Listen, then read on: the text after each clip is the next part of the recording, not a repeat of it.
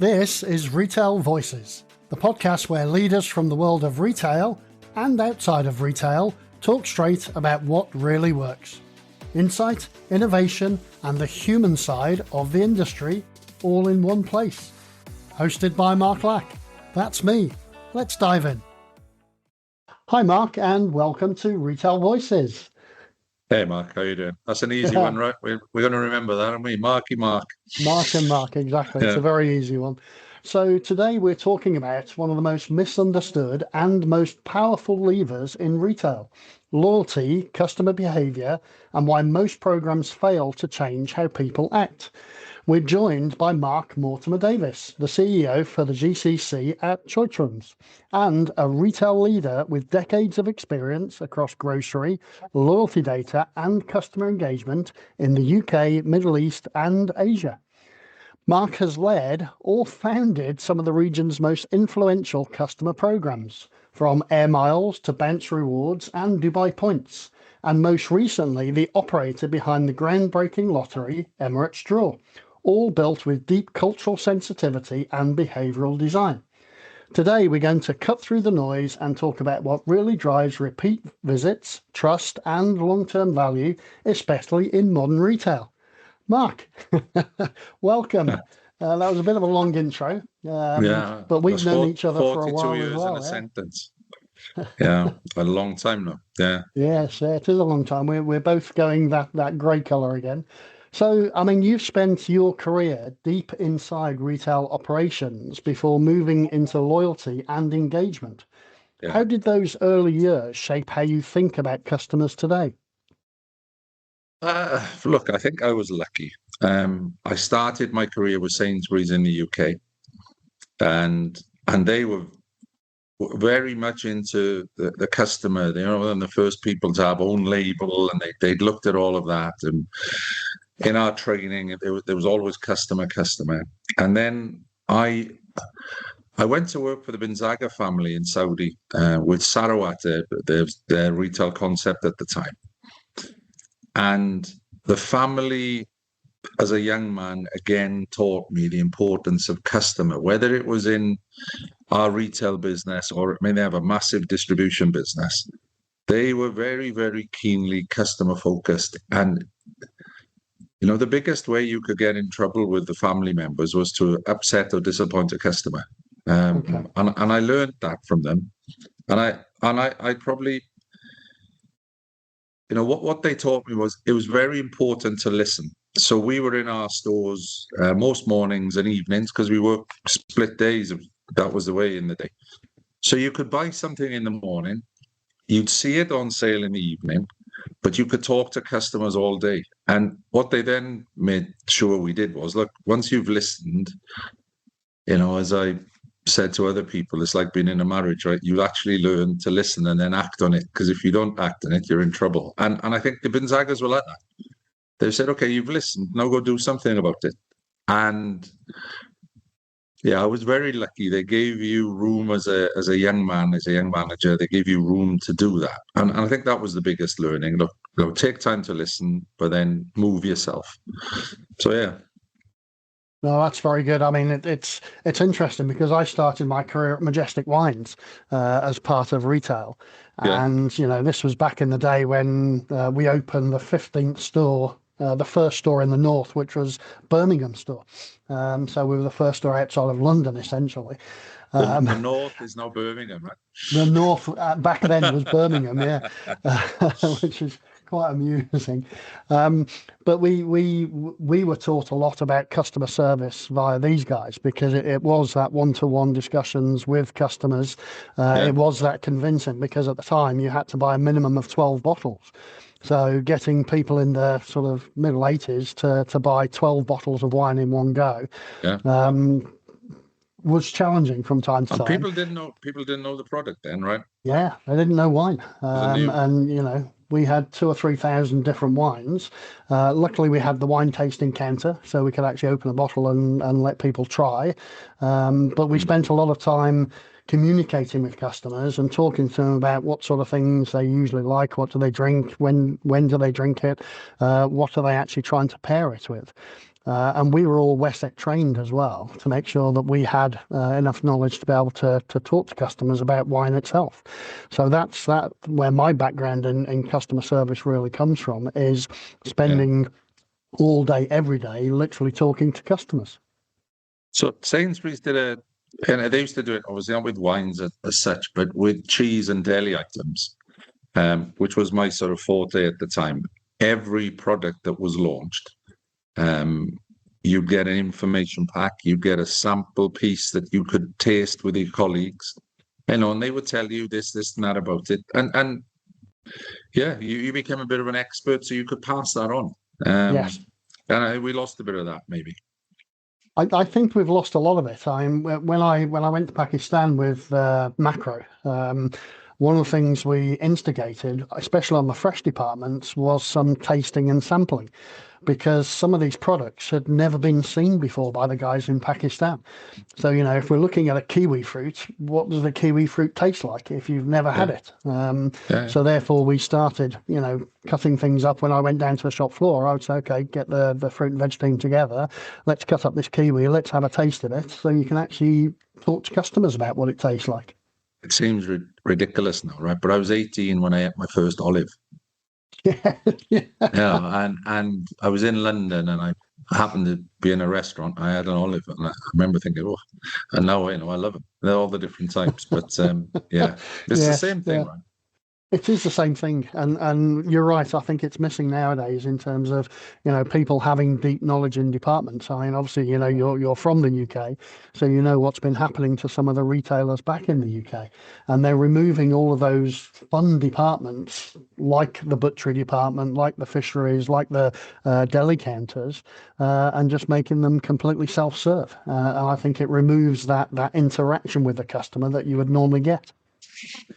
Yeah, look, there's obviously a staff cost issue, right, in the UK, and you can understand as retailers, you understand it. But I do think you lose that opportunity to differentiate and upsell, Absolutely, because it just becomes another packet, and then I think it's a harder job. But I mean, obviously, we have at Choithrams, we have that link with Sainsbury's, so I spend a lot of time talking to the guys.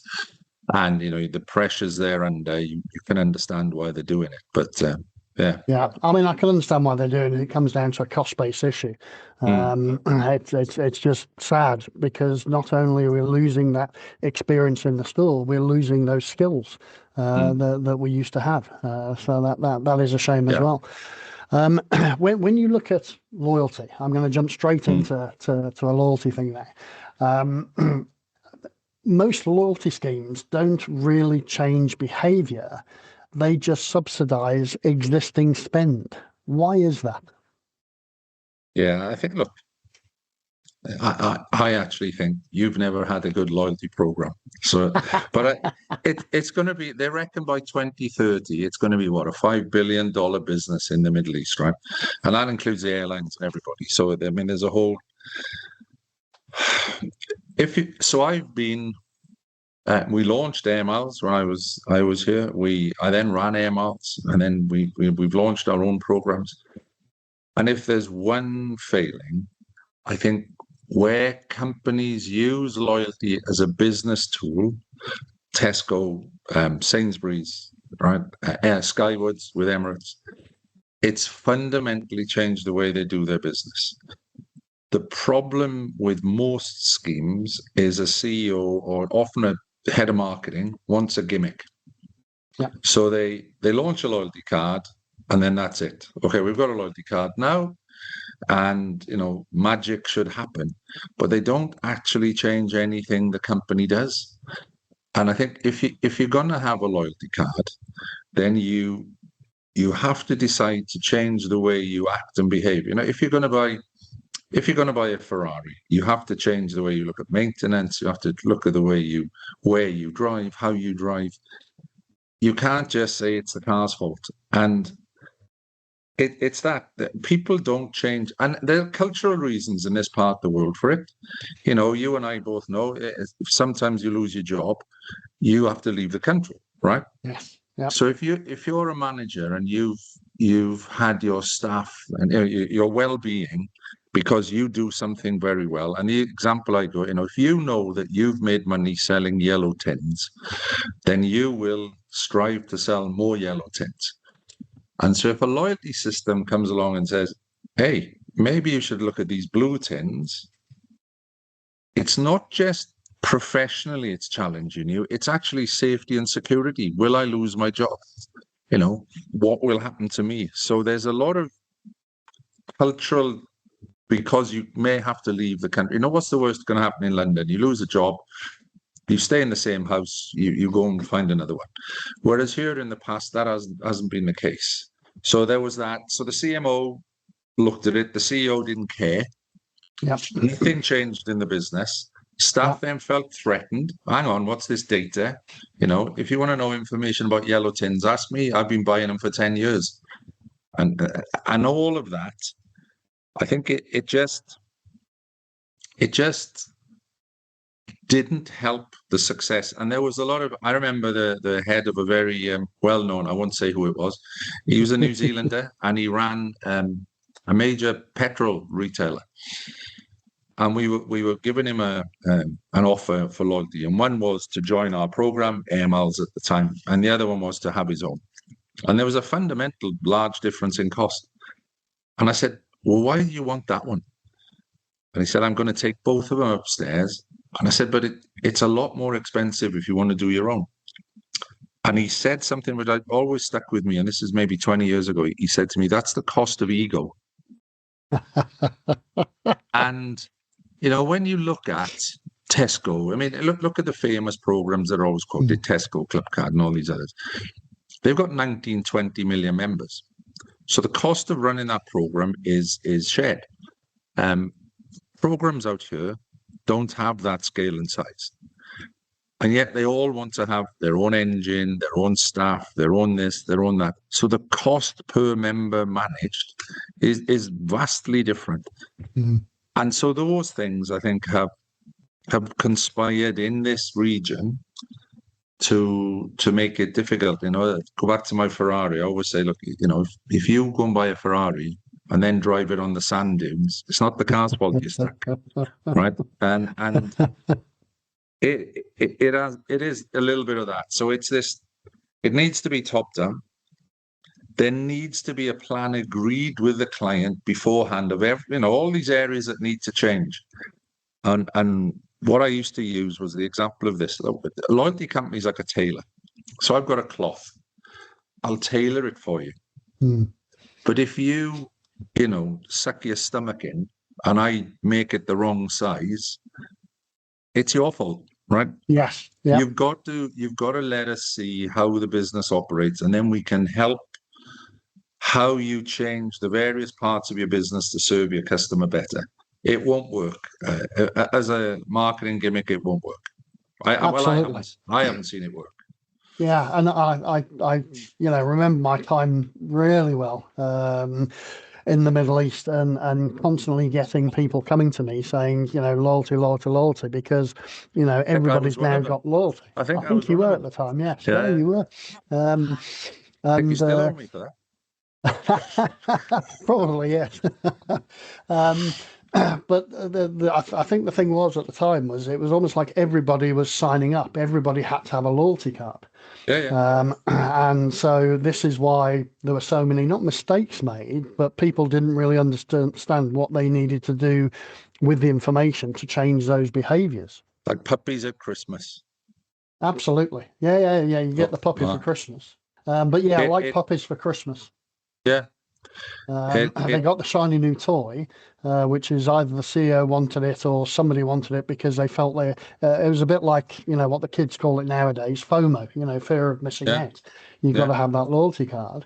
And that's, I mean, when we set up our own one for the Fucom Géant business, we went with app first. We were the first app-led grocery loyalty scheme. And we did manage to start looking at changing behaviours.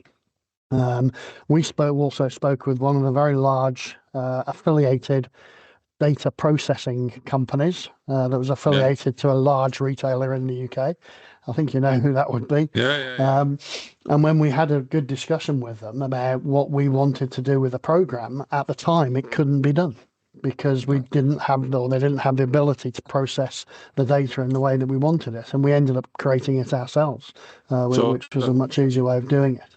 In retail, it has to go from your buying into your category management, into your promotion planning. It has to be inserted. And I think that's what Tesco and Sainsbury's have both done really well. Yes. Yeah, I mean, it was fully integrated, and that's what we ended up doing was the app itself, the customer loyalty bit, or the customer assistant, as we called it, was actually for the customer. Yeah. Everything at the front end was customer led, and in fact, we had customer ambassadors who helped us design it and all this kind of stuff as well, all the benefits, all the features. But ultimately, because what we knew is we wanted to get the data, the information was what we required. When you look at things like Air Miles, you were part of Air Miles during its formative years. So what did it get right that many modern programs have forgotten? I think go back to what I said. It had immediate. I mean, I luckily I worked for a guy called Richard Thorne, and he got it, and so Richard allowed us to look at how we could use the data to change the way we delivered customer service. So it was top down. I mean, we had a full on debate before he agreed to do it, but to be fair, once he agreed to it, he was fully behind it. So it was top down. And then it comes down to the other basics. What are the retail basics? Great in-store execution, right? And why wouldn't I say that? Because I was in charge of it. So yeah, hey, a feather in my own head. But it was those strong basic foundations. We had a great banking partner. They got fully behind it. They started to see early on customer uptake, higher sales penetration of their base in our stores. And so they then jumped in behind that. And I think what Air Miles in its formative years did, it spent a lot of time managing the partners it brought into the network. And a lot of them, to be fair to the guys at Air Miles, until it closed fairly recently, were still partners in the network. So that was what, 20 years they've maybe been in the program. Yeah. And they worked hard at that. But that's also a discussion for another part, is the demise of AMIA. But I think that was it, really. It got an early commitment. It was well delivered. We had a good partner in Rewards Management Middle East, and they focused on giving back to the people they were working with. So it just worked. No, that's very good. And you're right, having the right partner, but also having the right, from a leadership perspective. We knew where it was driven from within Tesco and Clubcard. It was driven from the very top. And I think any of the successful engagement and loyalty programs that we've seen have 99% of the time been driven from the top, or at least from the CXO level. So it's got to be strategic, not tactical. Yes. It's got to be, you've got to have a long-term view of it. If you're thinking about it tactically, then probably don't do it. Yeah, no, I mean, it's not a tactic. I think people signing up for loyalty cards early on, 2015, 10 years ago, were doing it for FOMO, and then didn't know what to do with the information afterwards, but they've got the nice new shiny keys, and what they were looking for. And I think, again, that's part of the problem, in that, they got that customer, and the customer signed up, and then they let the customer down because, the retailer collected huge amounts of data from the customer, but actually didn't have any insight. And that was what's missing. And when you look at that, where's the disconnect between the data and the real customer behavior? So, look, there's a lot of sayings on this. Data is the new oil, right? But if you look at the oil that's dug out of the ground, 50% of it turns into petrol. The rest is, ends up somewhere else. You have to move 8 tons of dirt to find a diamond. And loyalty is a bit like that.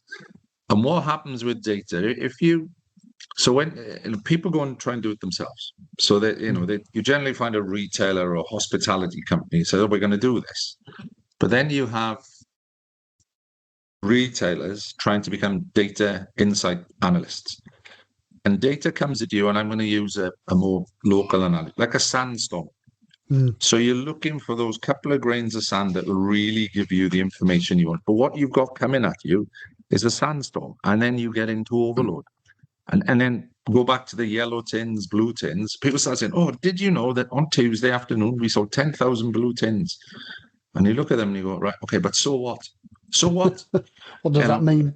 Yeah, what does that actually mean? And they're in such a state of excitement because it's exciting. Oh, look at it, I know all these things now.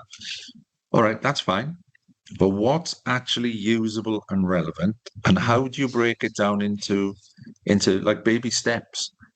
And there aren't many data scientists still, really. It's still a position which when you're, if you look for in the Middle East, if you look for accountants, there's a lot, right? Engineers, but you look for a data scientist, and there's not many. So finding that skill set and then employing that in a retail space where they now understand your sector, then a customer, that is quite hard, and you have to persevere. The problem is when you're in one of these companies that's just doing it sort of tactically, they go, oh, it's not working. Yes. And you go, no, you've got to. And data is the new oil. As I said, half of it is disposed, half of it is petrol. You have to go through that refining process to get the product you want. And that takes time. It takes some investment in tools and people. And often people don't want to do that. It's like, I got a Ferrari. Now I'm going to be Lewis Hamilton, and you'll see him wrapped around palm trees somewhere because you just haven't got the skills to drive it. Yeah? Exactly. So, and that's a good reference to Dubai then, yeah? It is, as well as I do, there are families of all mixed nationalities here who won't let their youngsters, especially the boys, have fast cars because they don't have the skills. Yes, exactly. Exactly, and that's why they put them in 4x4s rather than sports cars. Yeah, your analogy about the data is a good one. Especially for the Middle East about a sandstorm. When we were setting up Happy Me from the beginning, the first thing I did is I made the senior team, all of the senior team at the main corporate office as well as the country head offices. I sent them the book Scoring Points, which was a Tesco club card book. And they all had to read that. And then after that, once we had launched the program and we started getting data, the second book that I sent them was Drinking from the Fire Hose. Which again is another good way of understanding the data. Because you had to look for your North Star, and this is what allowed us to very quickly. When we first started getting data through, myself and the chief commercial and chief audit and all that, we spent half a day just giddy with data until we. Right? Oh, it was amazing, and then we sort of after. Look at this, and we just kept digging and digging, and we realized that this is actually not helping us. So then we sort of came out of it again and said, okay, what do we need first? What's the first bits of information that we need to change customers' behavior? So we dragged those bits out first and said, okay, let's just measure those and then do something with it. So when we did our first quarterly couponing, because we followed the Tesco way of sending out a quarterly voucher, a thank you voucher, and then we sent out the coupons. The very first coupons that we sent out had a 42% redemption. Wow. Which was stunning, considering we know, it's 3% in normal marketing terms, retail. And we had in our high value, high frequency customers, the first batch that we saw, within the first 3 months, we'd seen a 12% increase in sales to our highest value, highest frequency customers.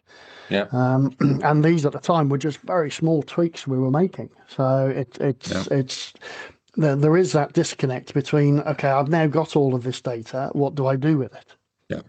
and where do I use it to change customer behaviors? And I see that a lot. I mean, we can talk about some of the biggest retailers in the Middle East, and they have huge amounts of data on people across multiple different categories of purchases, but they're not using it. I think, look, I mean, a couple of them are now moving that way. And they've brought some decent people in from some good programs, and you can see the sort of shift. And it's good. It's good for everybody. I mean, as you referenced, we launched BOUNZ. We're not going to be of that scale and size. So, but it's good to see the whole industry get an uplift, because now people look at it and they go, "Oh, well, they're doing that, and we can't afford to do that, but can we work with you guys?" And I, as I say to them all, look, everybody says, "Well, what will happen?" I say, if you go to look at America, the biggest retailer in the world, you got Amazon and Walmart. They both still exist, and so do most of the American retailers that were there when they both launched. It's just changed. And people showing that a concept works. What's the old adage? Put one pizza shop on a street. If you have 3 pizza shops, they all sell more pizza, and it's a good thing. It's a good thing for that professionalism of the sector, if you want. Yes. I mean, it's interesting again, because you were saying about data scientists, and I mean, when I was in Saudi, we had some trouble finding proper data scientists, and I think part of the problem was that most people thought a data scientist was an Excel spreadsheet, and that was it, and it's not. There's another sort of disconnect that people don't realize. It's not just about extracting the data from the system and then putting it into an Excel spreadsheet and hoping it works it out for you. There's a lot of work that has to happen. And when I look at bonus and Dubai points, they all tap into emotion, anticipation, and reward psychology. Why is emotional engagement so much more powerful than the transactional reward? So I've been married, luckily, to Marie for 42 years. and I think any long-term relationship, so when you're going into these loyalty discussions, so it's now strategic, so it's not short-term, it's long-term. What is any long-term relationship built on? Hard work. I know Marie doesn't always like me saying it, but I think you work as hard at a successful marriage as you do at a successful career. You got to put the effort in. Shared values. What are values? What values? I mean, we do a lot with various CSR things, so it's good that our partners we work with do the same. So you have shared values, a little bit of excitement. You get excitement. What can we build together? So within businesses, what synergy do we have? How can we help you, and how can you help us, and how do we help the customer? So there's that sort of that view of it, and then more and more, and especially with the younger generation, shared memories. Okay, how do I remember my first great experience, right? And where did we go to on that first great holiday? And how could I afford something that previously maybe I couldn't have afforded? And how does that program look after me as an individual? And I think if you get that right, that helps you over time. But it does take time. Initially, it's all excitement. Oh, I got this, and I got that, and you got some extra thank yous for joining or whatever. But that wears off. I think the rest of that trust is built on the rest of what I was saying, and then all of a sudden you have a relationship.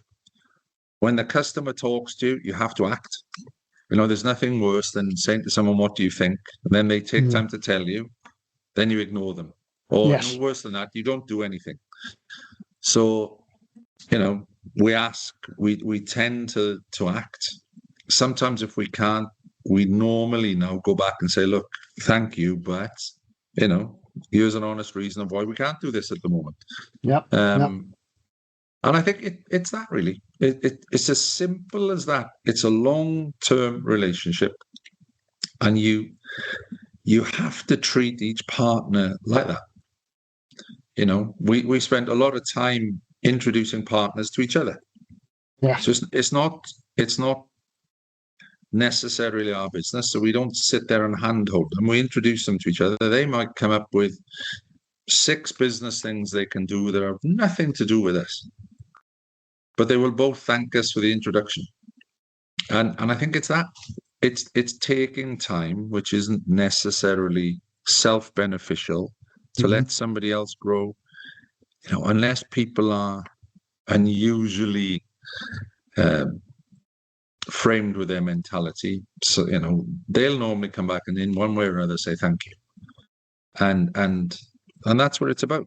It's It is. I mean, I totally agree, and I think if you look at what's happened over years in the retail business, because we've been driving for efficiencies, which means we, as we said earlier, you know, taking people out of the business, whether that be for cost or, you know, making it more efficient, whatever happens there. It's taken away those touch points with the employees that you would have normally had. And you know, as we've gotten more and more efficient and more sort of disconnected from the customer, the customer also, if we look at over the last 5 years in particular, they've also got pretty disconnected, and we've become very transactional. Customers are transactional, we're transactional, so therefore why take time to build the relationship? But why blame anybody? I mean, you're both behaving in that particular way, so exactly, you know, exactly. you get what you put in, I suppose, right?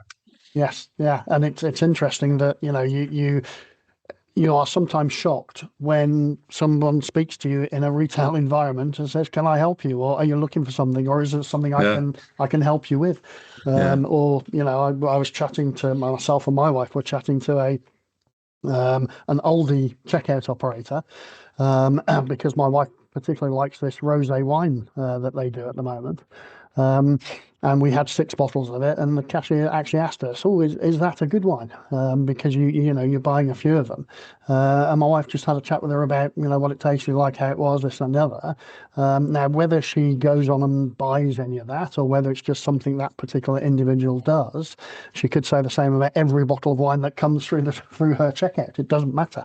The fact is there was an interaction there that made us think, "Oh, we'll go back there," because that was actually a nice experience. Yeah. How many people have you told? How many? Apart from loads. me. Yeah, exactly. Yeah, there you go. See, it's that.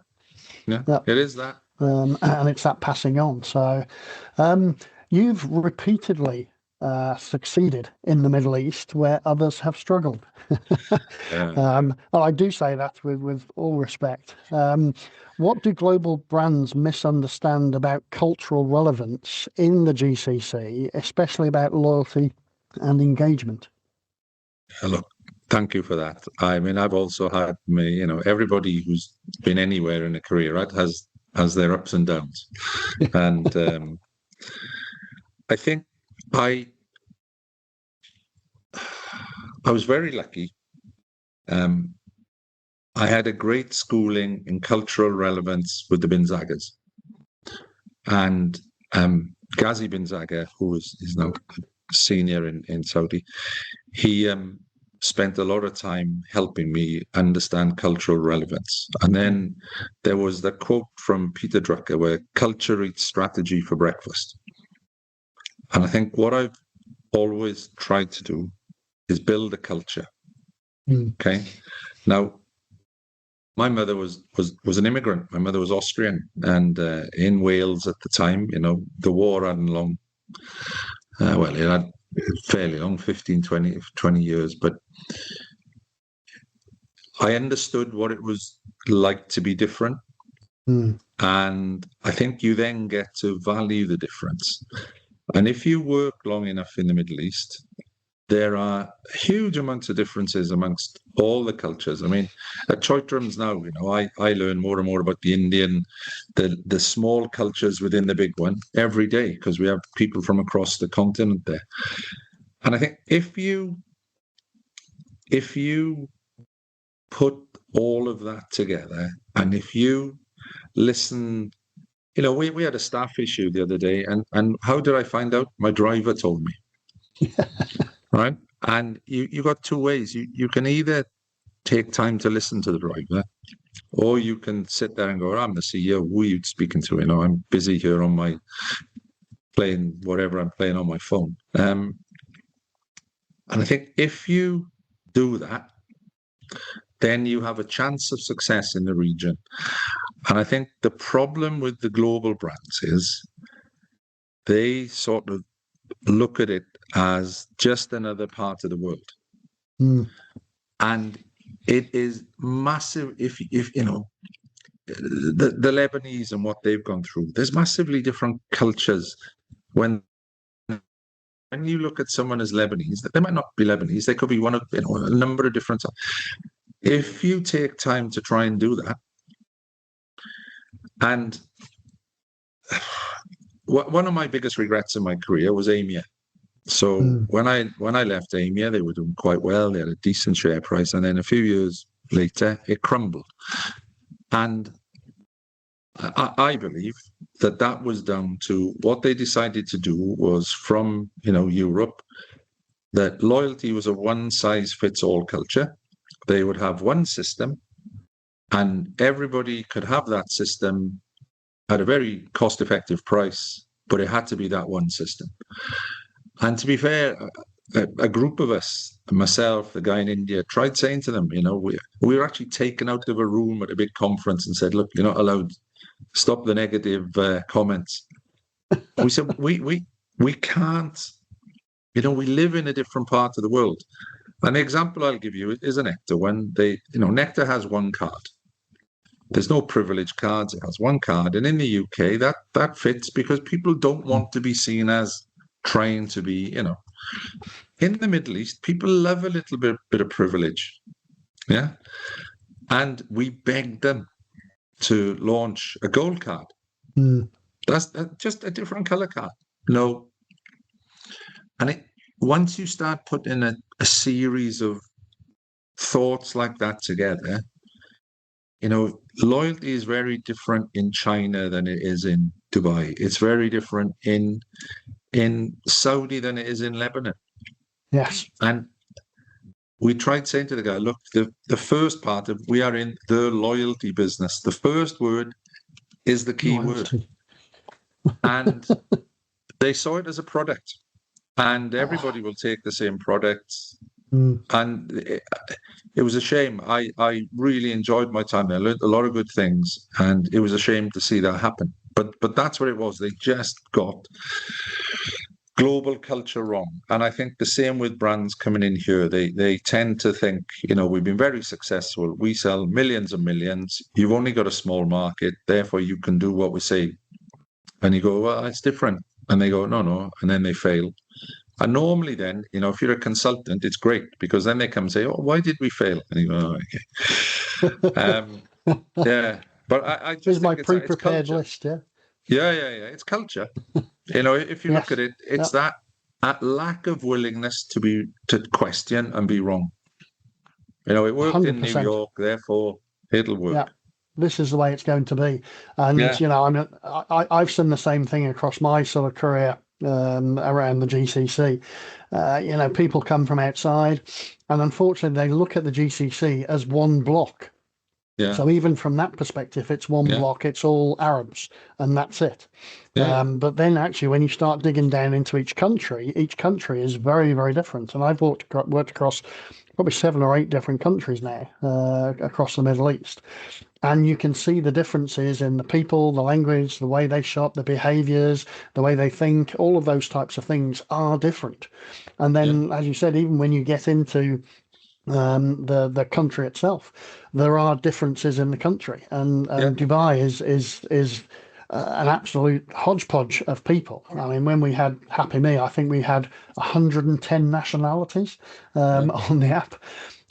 So how do you manage that and how do you deal with that? Because again, each batch of customers, whether it be British, French, Irish, North Korean, whatever it may be, they shop in different ways. And I think people don't understand that. And then from the cultural side, again, it's very, very different, country to country even.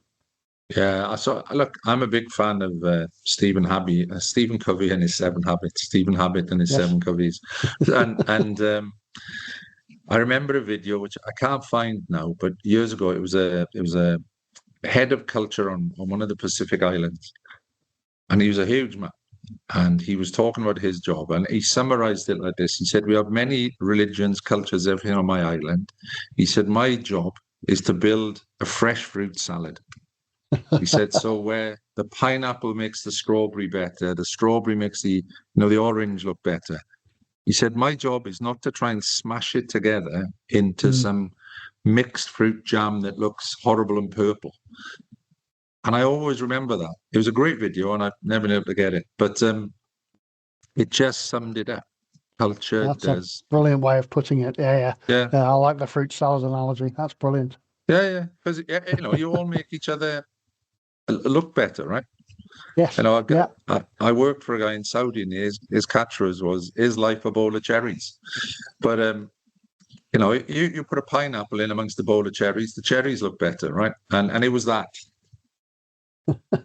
Well, I remember getting in when I was in Kuwait with another large group there. One year they brought in some pineapple flavored strawberries. They'd done some manipulation, magic. and they were pineapple flavored strawberries, and they were the equivalent of £10 sterling per punnet. So as you can imagine, we didn't sell many. But the good thing is obviously we had to sample them first to make sure they were, to understand what these things were. So I think we only brought them in once, and then that was it. It's like people bringing in the square watermelons, It's a bit of fun for a while. It's a bit of fun, yeah. And that's really it. I mean, as you know, some retailers as well are uncomfortable with things like lotteries and gamification. What do they misunderstand about these mechanics as legitimate engagement tools? I think, look, within the region, it's a new space, and the legislation is new, it's evolving, and so people don't understand the legislation, and often, you go to the ministries, and it's how you present which will equal the answer you get. And so it's unclear. And like with many things, then people start to get a little bit nervous of it. But I think that the basics are now, you go to the shopping festival now, and at Global Village, they have events and sort of lottery type things, which are called draws. Yeah.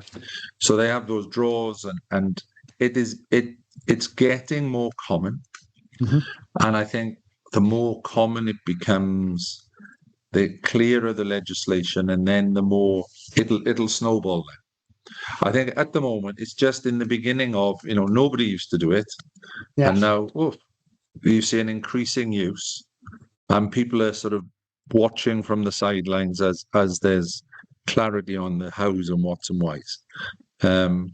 But it is, I mean, people like it, and if you make it again, then culturally sensitive, we're looking at something with cricket at the moment. Then I think you and your customers can have a bit of fun. What you need to do is come up with a very clear plan, go to the economic department, and they'll very clearly tell you can do this, you can't do that. You change your plan, go back and think, okay, that still works for me. Yes. And then once you've addressed their concerns, they're very good at going, okay. I mean, I've dealt with them a lot myself, and I remember back in the day when we were doing the first spin the wheels. And the ministry used to be there with you while the wheel was being spun to make sure it was right. And similar to the tombola style draws where you put your name and phone number into a box, and the ministry would turn up on the day to make sure it was all above board. Still similar, even with the lottery draws, they send a representative. Yep. Yeah. They, just to make sure that it's right, and so they should.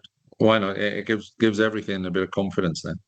Absolutely. But I think as the legal rules around what you can and can't do, get clearer and clearer, you'll see more of it. I think because it's fun. Yes, it is, and it's something else that you can do with customers. And that was another thing I was going to ask you about was, obviously you've worked at the intersection of private enterprise and government regulations. So there must have been a stage where you spent as much time building up trust and transparency as you did in the systems themselves. So PPP, right, public-private partnership, is something we've looked keenly at, and it's maybe one of the areas where I sort of failed, I suppose.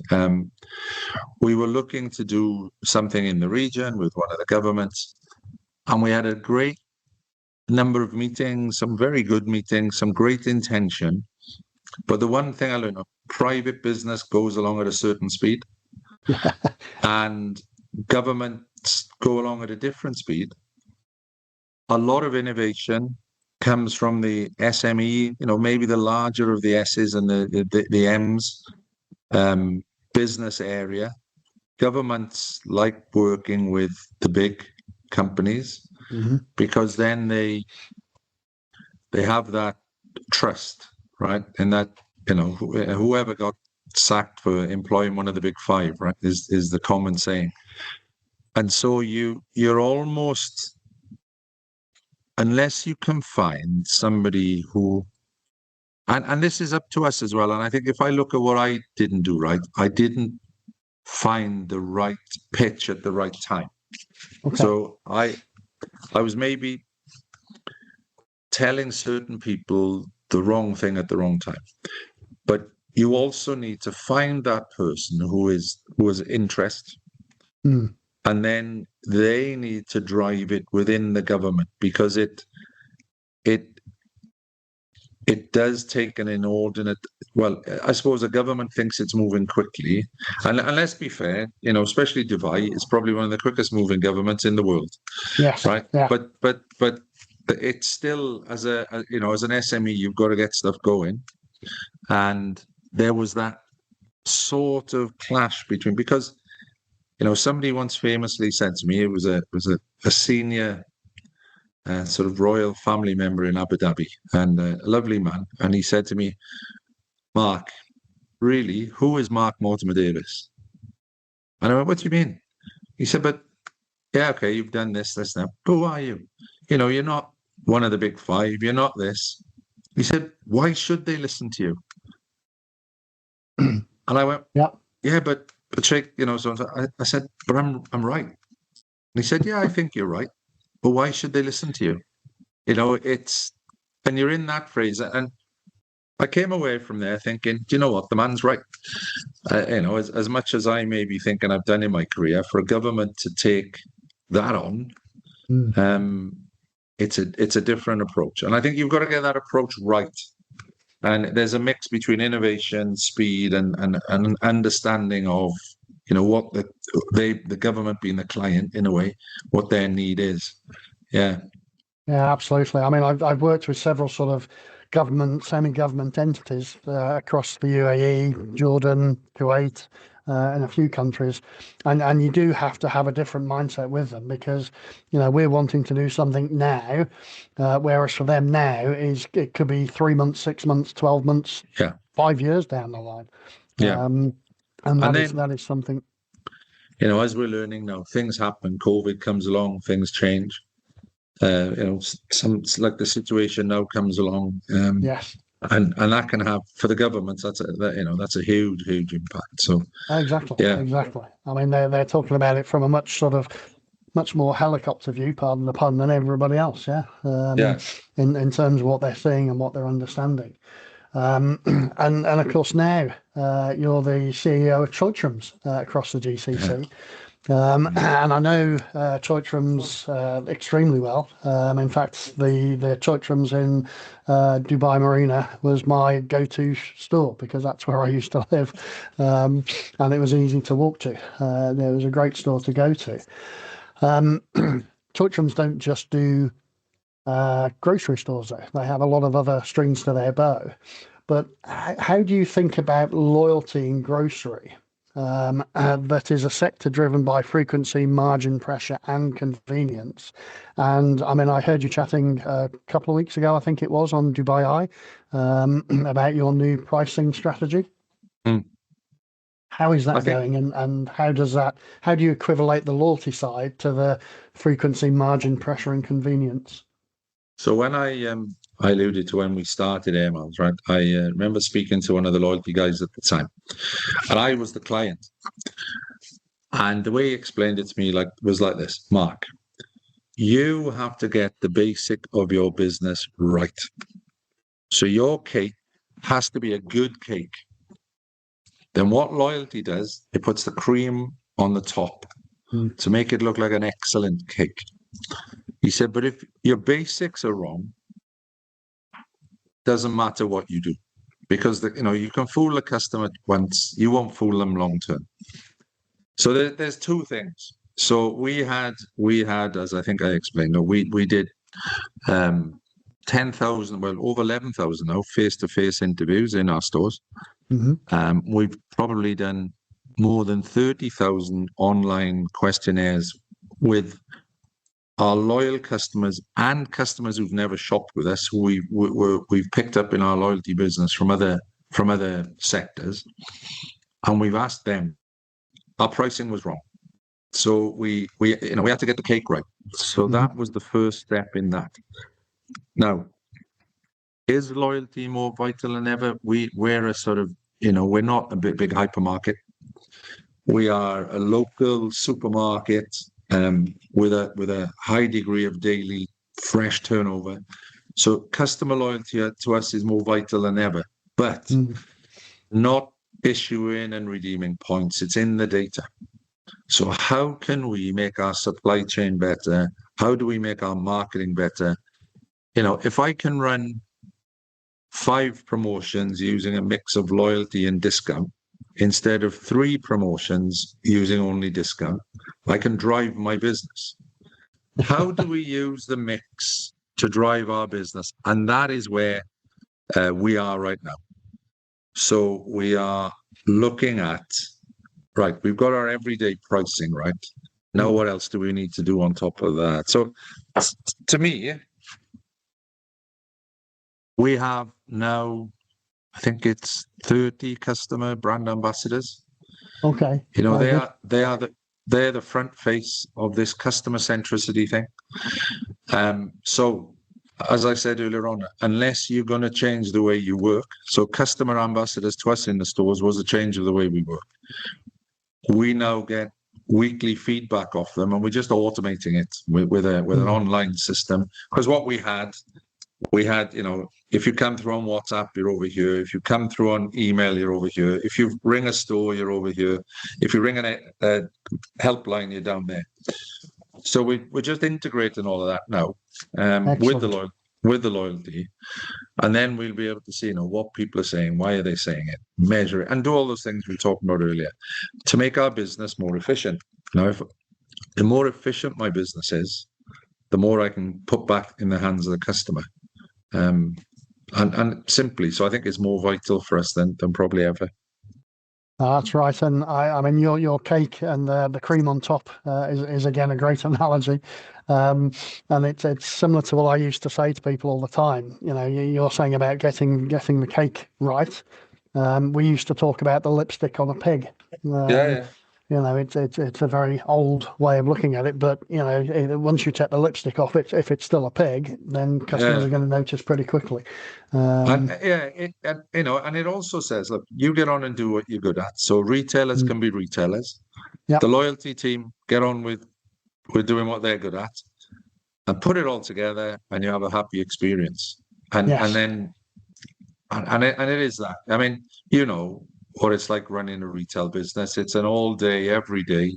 As I always say to them, it's 1,000 boring jobs you have to do every day, and you got to do it right. Whether it's deliveries, cleaning the toilets, whatever it is. So that's what we need to do.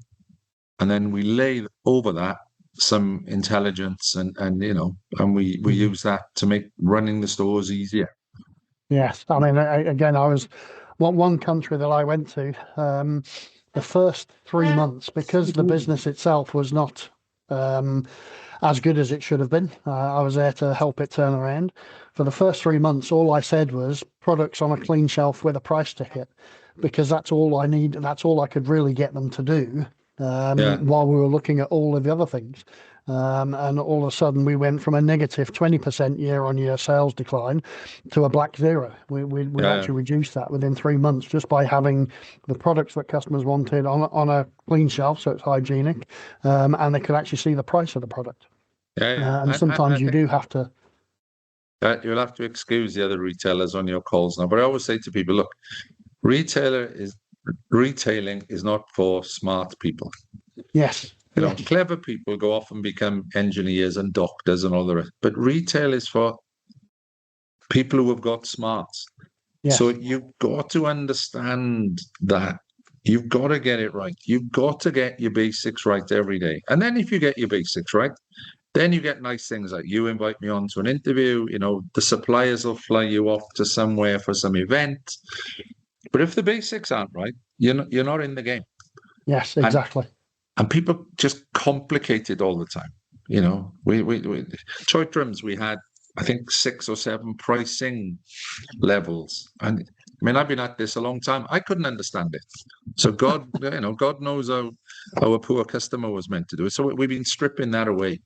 Very good. I mean, we just had a base plus, which was based on a format to make it simple, and then it was understandable across the different formats. And then we started introducing different brands, but even then we still used a base pricing and then a plus based upon the format. So obviously hypermarket was always the cheapest, then supermarket, then convenience, and finally fuel stations. And it was easy to see what we needed to do, where we needed to do, but that didn't mean we would, have every product in a fuel station more expensive and everything, because there was still some elasticity in the price, and there's only a certain amount people will pay. I'm going to ask you to look into your crystal ball now. If we looked ahead 5 years, what will loyalty programs need to do differently to remain relevant? I'd say, okay, so any of the sort of loyalty point factories will have closed. Anybody that's just issuing points, that's gone. I think even with the growth of AI, human relevance will be the same thing. And, people are odd characters, so it's quite difficult to predict exactly. So a human touch.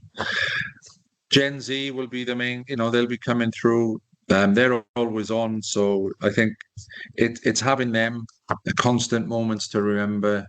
It's moments to treasure. What can, like your cashier discussion, what are you going to talk to somebody else about this about? And I think every program by then will be payment enabled. I think, anybody who doesn't have a payment process built in, that's just going to be a no. So that's what I see in 5 years. And I think for the partners that remain in the program would have fundamentally changed the way they work. You'd see them as, you'd be able to talk about them as customer-focused businesses, as people do Sainsbury's, Emirates. I mean, look at the Skywards program. Great program, massively different today than what it was years ago. Yeah, lots of different things going on, and yet it's still Skywards. And so that's what I would see. I think the points engine companies will have gone. Okay. It'll be about human relevance and moments to treasure. I think the other thing that will start to become relevant is we talked about Gen Z, but Gen A starting to come through, and how minuscule their attention span is. We talk about goldfish, but goldfish have got 10 times more attention span than some Gen A. And we're going to have to work out how we break through that. And I was talking to somebody a couple of days ago about our TikTok accounts. And he was saying he got 1,000 comments from a particular thing he put up, and that was amazing. And I said, yeah, at the moment my average swipe rate or view rate is 0.9 seconds. So how do you become relevant when people are swiping every 0.9 seconds? And I think that will be interesting going forward for loyalty programs. How do you break through that? We've just launched a program with another company here that's just launched called Gensery. And it's all about schools and educational establishments. So BOUNZ is partnering with them. And the idea of that is purely to get that generation early into saying, what is it you actually would like? What's relevant to you? And it's going to be interesting. Hopefully I'll be retired and on a beach by then. But yeah, that is going to be an interesting one. Oh, very good. So I talked earlier about, that product on a clean shelf with a price ticket. And as is tradition at Retail 101, I'm always trying to break things down into 3 simple things. What would be the 3 simple things that you would want every listener to remember from today's session about loyalty behavior and long-term value creation? If you're a company thinking about it, it's got to be top down and strategic. If you've got a lot of data and you're not taking action, you're just wasting your time. And you have to be relevant to the members you're talking to. They don't care about relevance to you. And I think for the members, for the loyalty companies talking to their members, simplicity. I think if you overcomplicate it, you're going to lose people. Go back to your 0.9 seconds. They want it to be very simple. They want it to be recent. So you have to talk to them quite a lot, 0.9 seconds every day or other day. And you just have to communicate. And I think one of the skills that's going slowly is that ability to properly communicate.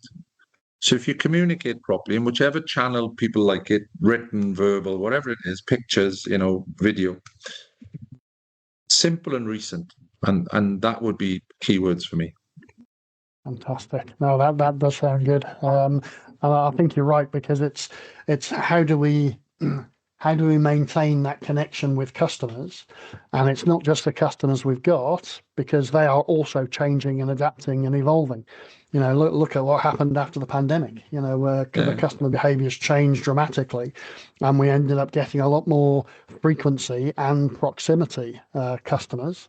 And then over the last couple of years, since we started to sort of move away from it, that's changing again. And I can give my experience in Saudi, especially now that, for the last 2-3 years, women are driving, they're working without needing permissions.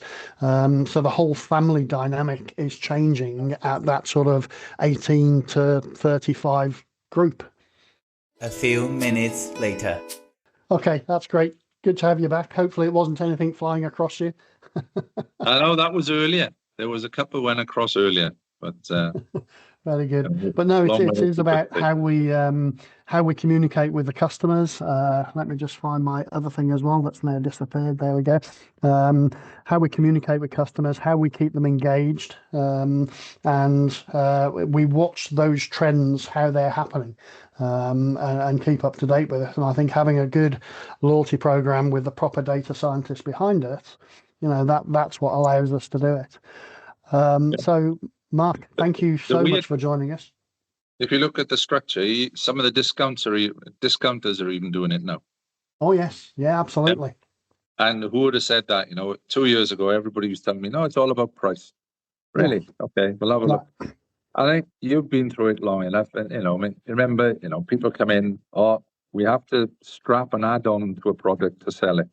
Okay, then it's a bigger pack to sell it. Then it's X amount free, and I think there are trends and seasons. These things come around and go around, but I think what it is it's never one way. It's a mix. It's used in the mix at different times, in different categories, different products for different customers. And, there was an old saying, somebody said to me, people who haven't got a lot of money need a deal. Rich people love a deal, Yeah. but it's just finding out which deal at what time do they want. And yeah, so and I think it's just using the mix. So I would never advocate all loyalty, and I'd never say all discount. And I think the trade is reflecting that. Yes, So, it's starting to. I mean, we can look at specific one, which was the bog off, the buy one get one free. Yeah. And we always used to push it on things like toilet papers and washing powders. And what would happen was, okay, we'd do a bog off on toilet papers, and then we get no toilet paper sales next month because everybody's already brought forward the purchase. So we very quickly realised that doing a bog off on toilet paper actually doesn't help anybody because you can't use more toilet paper. Well, look at us this week. We had a huge spike Saturday and Sunday because, everybody got nervous. Our business over the week will probably be a little bit up. But it'll even out because now they've got a house full of stuff and they go, oh, we don't need to go out now. And they've just put a load of stress on the supply chain. And it is that. And I think it's just, as you know, every category, every brand have different triggers. Mix them up, give something a little bit of difference. As I said, go back to marriage. If you wore the same shirt every day, your wife would soon be saying, hey, for God's sake, give me something different to look at. So, and I think the customers are very... Yeah, no, customers are the same as well. Absolutely. Yeah. So, Mark, thank you for joining us today. Everyone, that was Mark Mortimer Davies sharing decades of real-world experience on why loyalty isn't about points. It's about behaviour, trust, and emotional connection. It's now time to say goodbye from Mark. So goodbye, Mark. Thank you very much for being here. Goodbye. Cheers. And also, of course, goodbye from me. We'll be back soon with another Retail Voices episode. Make sure you check out retail101online.com for more details on upcoming guests. And don't forget to subscribe and ring that bell wherever you get your podcast fix. Welcome to the Retail Education Revolution. Thanks, Mark. That was excellent. Cheers, Mark. Thank you.